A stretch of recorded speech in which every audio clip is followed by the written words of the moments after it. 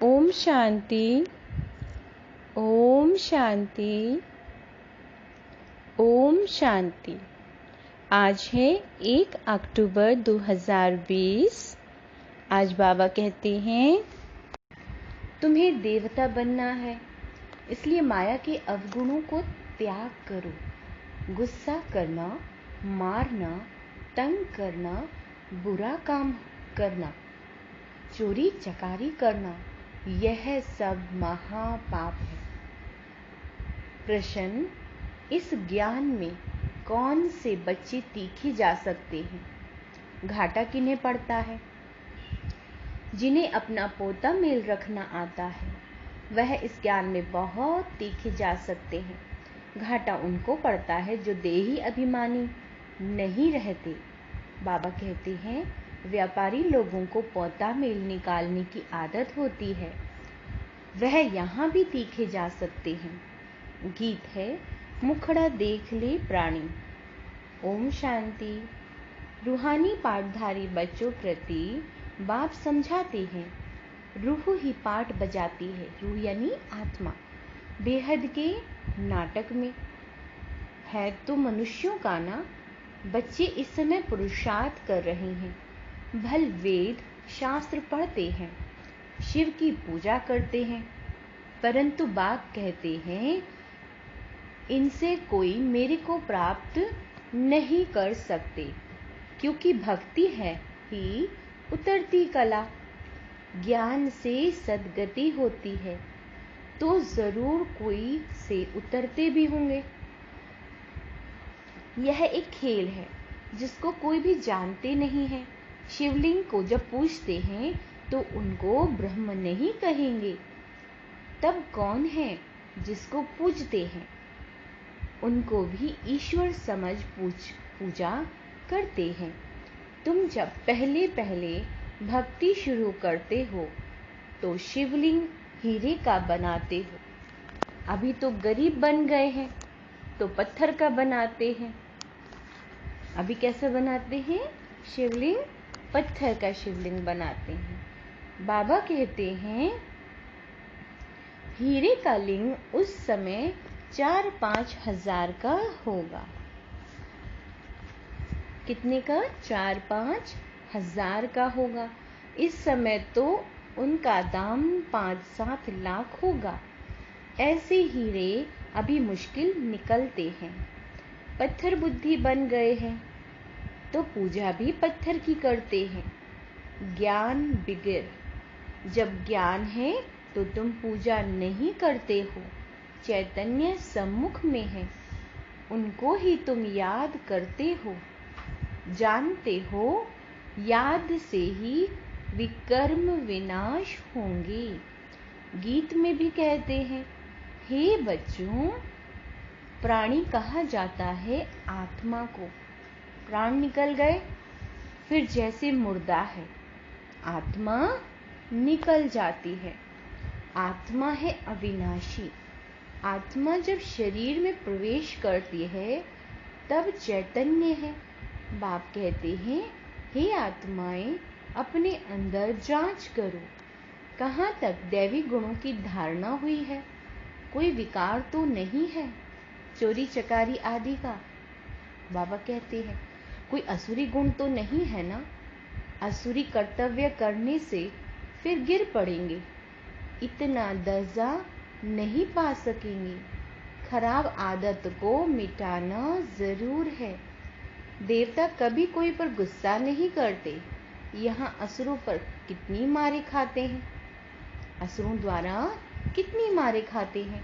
क्योंकि तुम दैवी संप्रदाय बनते हो तो माया कितनी दुश्मन बन पड़ती है। माया के अवगुण काम करते हैं। मारना, तंग करना, बुरा काम करना, यह सब पाप है।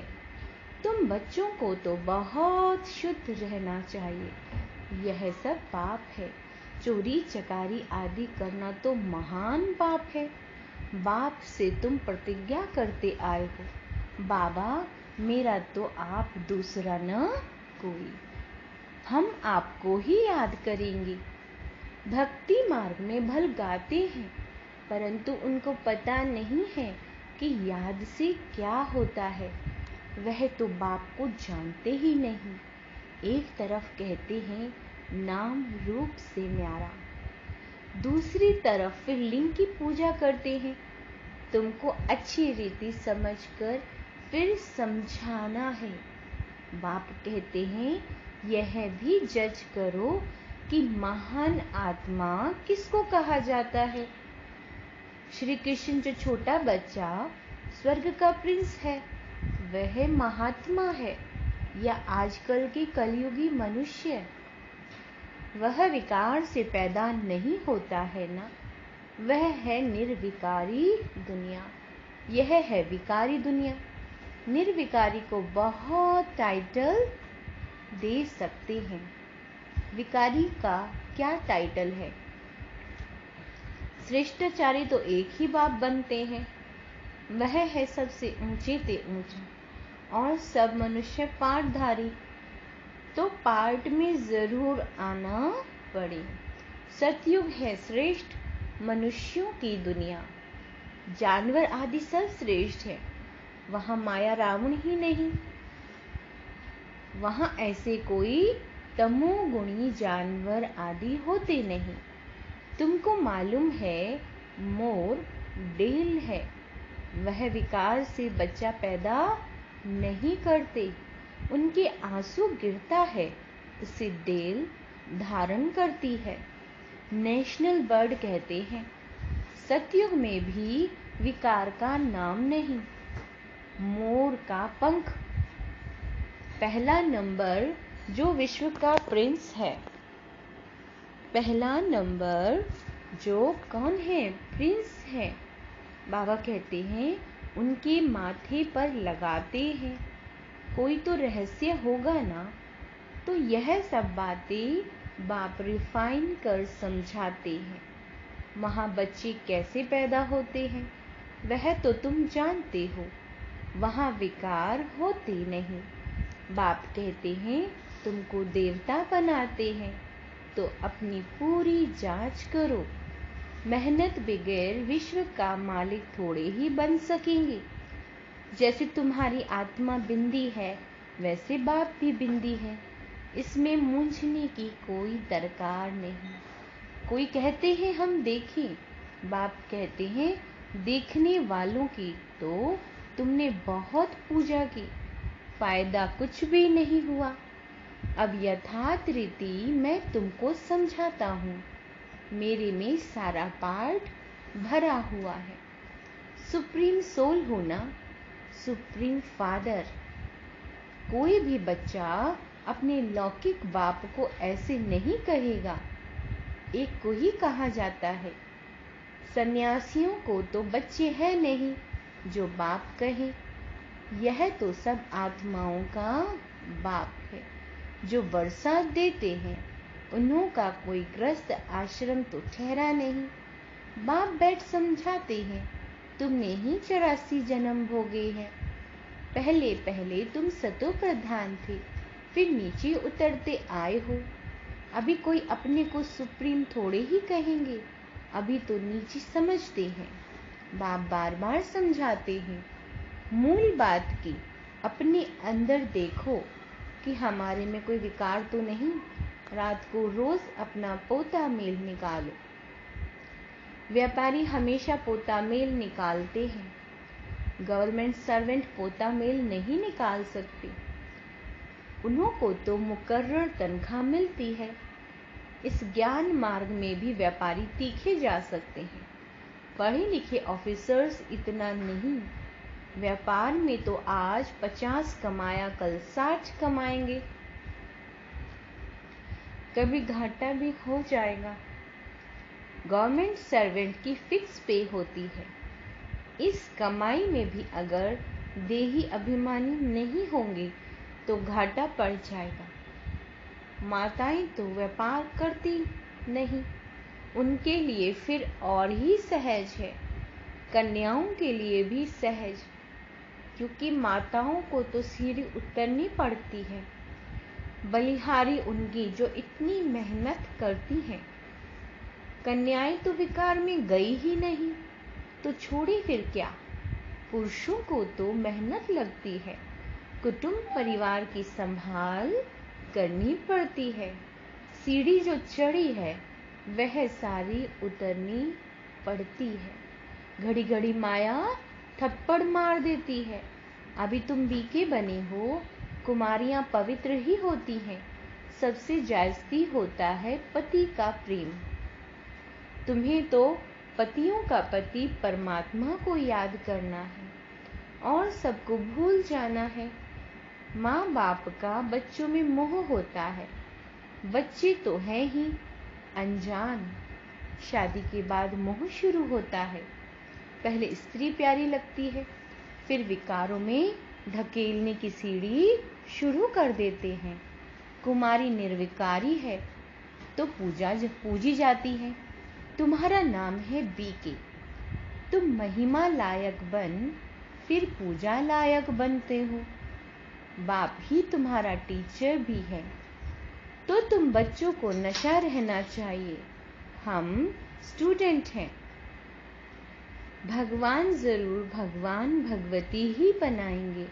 सिर्फ समझाया जाता है भगवान एक है, बाकी सब हैं भाई भाई, दूसरा कोई कनेक्शन नहीं। प्रजापिता ब्रह्मा की रचना होती है, फिर वृद्धि होती है। आत्माओं की वृद्धि नहीं कहेंगे, वृद्धि मनुष्यों की होती है। आत्माओं का तो लिमिट नंबर है। बाबा क्या कहते हैं, आत्माओं का तो लिमिट नंबर है। बहुत आते रहते हैं, जब तक वहाँ है आते रहेंगे। झाड़ बढ़ता रहेगा, ऐसे नहीं कि सूख जाएगा। इनकी भेंट बनेना ट्री से की जाती है। फाउंडेशन तो है ही नहीं, कुछ ना कुछ निशानी है। अभी तक भी मंदिर बनाते रहते हैं।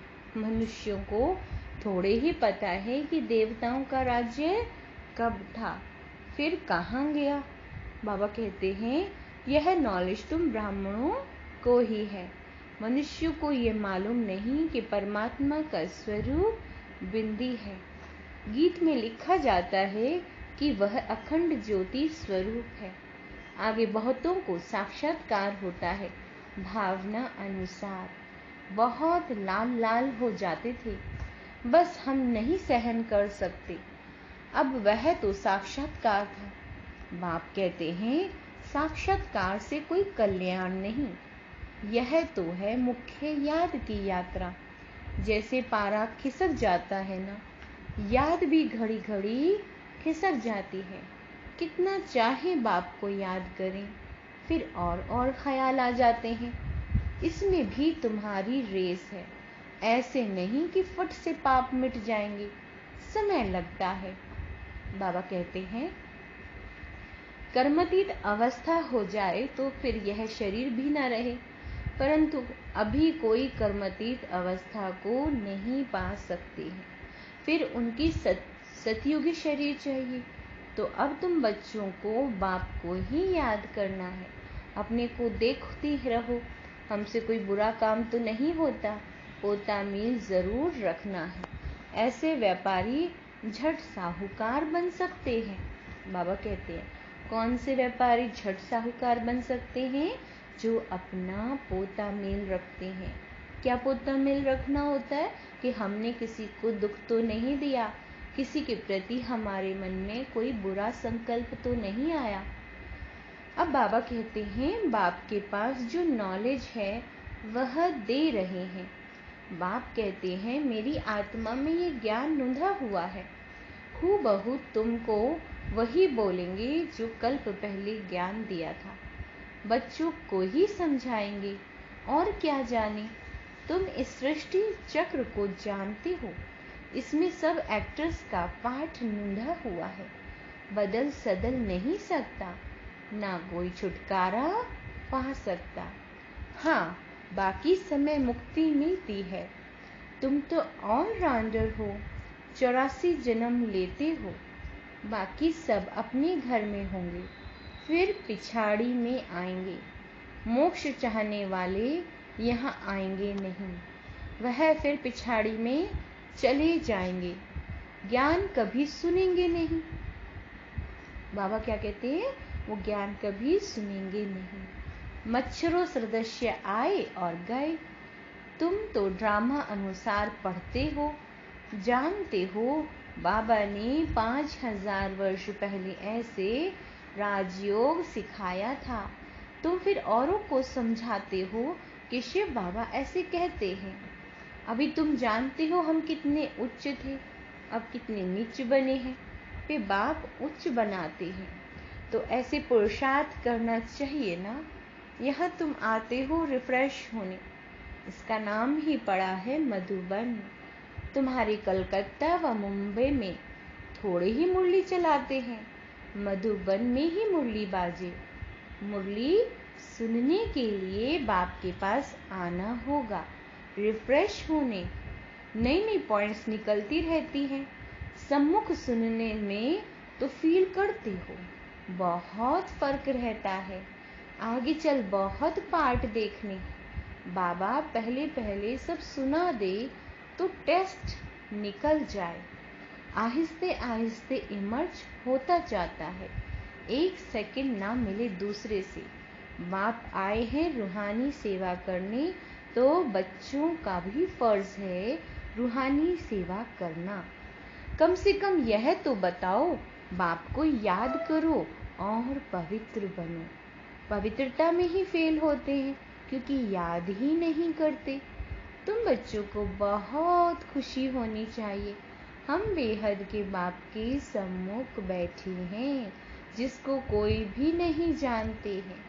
ज्ञान का सागर वह शिव बाबा है। देहधारी से बुद्धि योग निकाल देना चाहिए। शिव बाबा का यह रथ है, इनका रिगार्ड नहीं रखेंगे तो धर्मराज द्वारा बहुत डंडे खाने पड़ेंगे। बड़ों का रिगार्ड तो रखना है ना।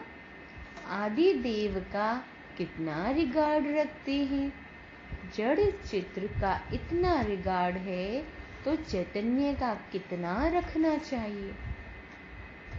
अच्छा, मीठे मीठे सिकी लदे बच्चों प्रति माता पिता बाप दादा का याद प्यार और गुड मॉर्निंग। रूहानी बाप की रूहानी बच्चों को नमस्ते। धारणा के लिए मुख्य सार। अंदर में अपनी जांच कर, अंदर में अपनी जांच कर दैवी गुण धारण करने, खराब आदतों को निकालना है। प्रतिज्ञा करनी है, बाबा हम कभी भी बुरा काम नहीं करेंगे। दूसरा है कर्मातीत अवस्था को प्राप्त करने के लिए याद की रेस करनी है। कर्मातीत अवस्था कब होगी? जब सब आत्माएं बहुत बाबा को याद करेंगी। रूहानी सेवा में तत्पर रहना है, बड़ों का रिगार्ड रखना है। वरदान, सर्व खजानों को स्वयं के प्रति और औरों के प्रति यूज करने वाले अखंड महाधानी भव। जैसे बाप का भंडारा सदा चलता रहता है, रोज देते हैं, ऐसे अपना भी अखंड लंगर चलता रहे। क्योंकि आपके पास ज्ञान का, शक्तियों का, खुशियों का भरपूर भंडारा है। ऐसे इसे साथ में रखने व यूज करने में कोई भी खतरा नहीं। यह भंडारा खुला होगा तो चोर नहीं आएगा, बंद रखेंगे तो चोर आ जाएंगे। इसलिए रोज अपने मिले हुए खजानों को देखो और स्वयं के प्रति औरों के प्रति यूज करो, तो अखंड महादानी बन जाएंगे। स्लोगन, सुने हुए को मनन करो।